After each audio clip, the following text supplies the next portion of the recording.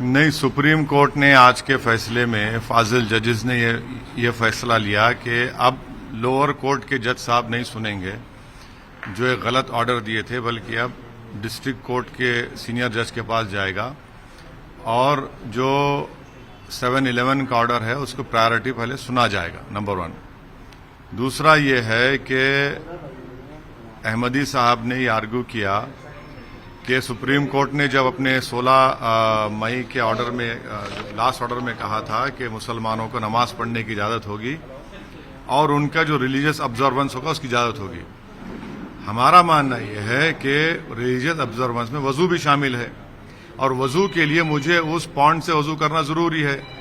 District administration दूसरी party को support कर रहा है और मुसलमानों को उस वजू से महरूम कर रहा है। तो आज सुप्रीम कोर्ट ने जब इसका जिक्र किया तो अहमदी साहब ने कहा कि ऑल्टरनेट नहीं, बल्कि हमको जो वजू ऑल्टरनेट अरेंजमेंट चाहिए। तो जजेस साहब ने ऑर्डर किया कि डायरेक्ट किया बल्कि कि वजू का इंतजाम हो, और हमारे ही नज़र में वजू का इंतजाम वहां पर जो नल की टूटियां हैं, पॉन्ड है, उससे हो सकता है। तीसरी बात यह है कि भारत के मुसलमानों में एक एप्रीहेंशन है, एक डर भी है कि जिस तरह बाबरी मस्जिद को उनसे छीना गया, कहीं इसी तरह से और मस्जिद को ना छीना जाए। तो इसीलिए हम तो ये उम्मीद करते हैं, सिर्फ हमारी उम्मीद जो है कोई सियासी पार्टी से या हुकूमतों से नहीं है, क्योंकि इन सब ने मुसलमानों को ठगा है।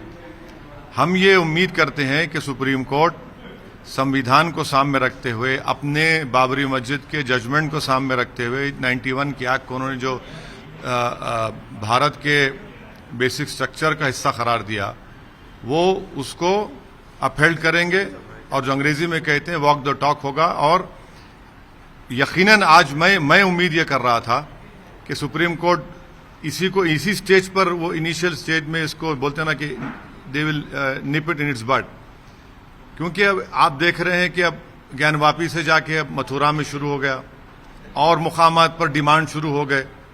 तो इसीलिए इसको उसी पहले ही स्टेज में इसको खत्म करने की जरूरत है। और लोअर कोर्ट्स को तो समझना चाहिए इस बात को। अगर लोअर कोर्ट्स एंटरटेन करेंगे इसको, तो फिर वो तो सुप्रीम कोर्ट जजमेंट के खिलाफ जा रहे हैं और भारत के पार्लियामेंट में जो एक्ट बना है उसके खिलाफ जा रहे हैं। सर, सुप्रीम देखिए, मेरा शुरू से मेरा ये स्टैंड रहा है कि मैं एनकाउंटर्स के खिलाफ हूं। ये एनकाउंटर नहीं, मर्डर है।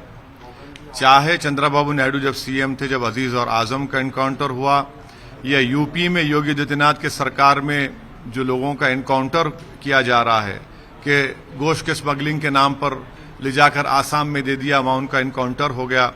तीसरा या सोराबुद्दीन का एनकाउंटर हुआ। चौथा नईम का एनकाउंटर हुआ। और पांचवा ये शमशाबाद, और ऐसे जहां कहीं भी एनकाउंटर होता है, बल्कि नॉर्थ ईस्ट में तो सुप्रीम कोर्ट में केस पेंडिंग है।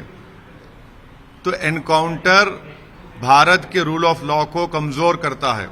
ये देश चलेगा रूल ऑफ लॉ से, रूल ऑफ गन से नहीं। तो मैं एनकाउंटर के हमेशा खिलाफ था और सबको खिलाफ होना चाहिए एनकाउंटर का, क्योंकि ये इससे फिर कोर्ट की क्या जरूरत, फिर जजेस की क्या जरूरत, पुलिस की क्या जरूरत, संविधान की क्या जरूरत आपको। अगर आप उस खाती को सजा दिलाएंगे और उसको जेल में डालेंगे, तभी तो हम में और उन हैवानों में फर्क दिख कर आएगा। नमस्कार, मैं हूं मानक गुप्ता। अगर आपको हमारा ये वीडियो पसंद आया हो तो इसे लाइक और शेयर जरूर करें, और हां, हमें सब्सक्राइब और फॉलो करना ना भूलें, ताकि आप देश और दुनिया की कोई खबर मिस ना करें। तो जुड़े रहिए हमारे साथ और देखते रहिए News 24।